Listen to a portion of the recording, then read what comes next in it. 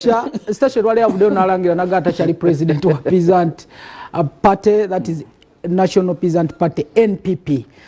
Emabega ko yavayo nagenda nayimbira ko president wegwanga ne nomination yeze nalabika namuyimbira ko at the same time nga ino okuderi atagamba abantu nti tulina okujja ko mukulembeze wegwanga kibadde sologe enjovu yamugeze kati ensonga yatulemeredde naye actually Yeyambudde nalangirira kirabiko baka pressure kekibina Yeyambudde nalangira nagata cha president wekibina Muhammad Nsereko yabayo namuwa fire beti soko mpeka kilipa ako nga Muhammad reactinga ku Stecia, then Stecia nga respondinga, then fune reaction ya Duncan no mulangira ko mulamu. Okay, Duncan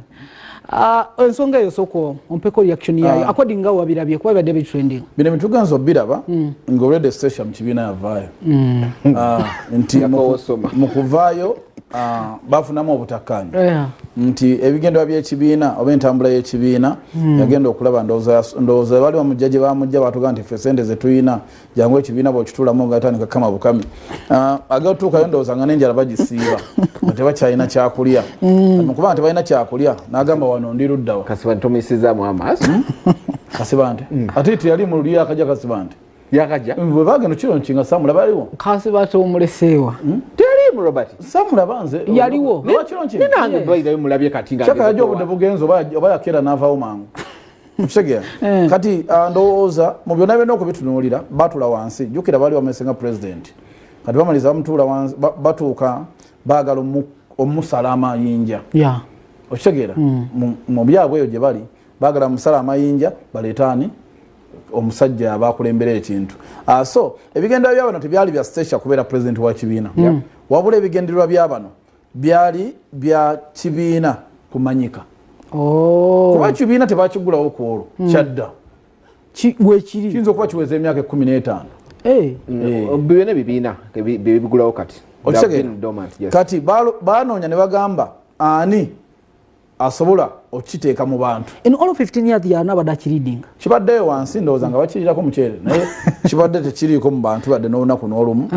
ne banoonya omuntu ayinza okizza mu bantu nga alina kuba muyimbi kati gwekolera Stecia naye Stecia bwe yamaliza agenda okulanga ebigendererwa bye eno amazima gennyini gannyana ge galiyo ng'ate ne waabwe gye yakeeranga ewa Museveni ezo ssente zitokomoka n'agamba kanfuna ebigambo bya Stecia waneeno walugemba mpe reaction ye ate n'ensonga lwaki tuli wano by the way balinye okumuza kibuuzo ekyo nzize bweyambulula wegobye nzize kweyambulula kubanga nze sisobola kukolagana n'abantu be tutalina ndowooza yeemu sisobola nze bulumi bwe nnina bwakusakira abantu bawagizi bange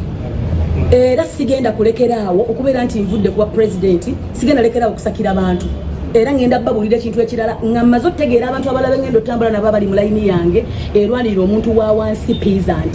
naye olunaku olwaleero neeyambudde obwa pulezidenti wa National Peasant Party era siri pulezidenti waabwe era siri na memba abawagizi bange bonna abayiririra nange nga bwe mumanyi bwe tuzze tuyiriba mu nsi muno ffe tumanye ebituluma anytime from now ngenda babuulira obuwagizi bwange ngenda buwaani era ni gwe tugenda otambula naye okutuuka ku kigendererwa kye twagala kubanga tulina ebigendererwa ffe nga abayiriri abantu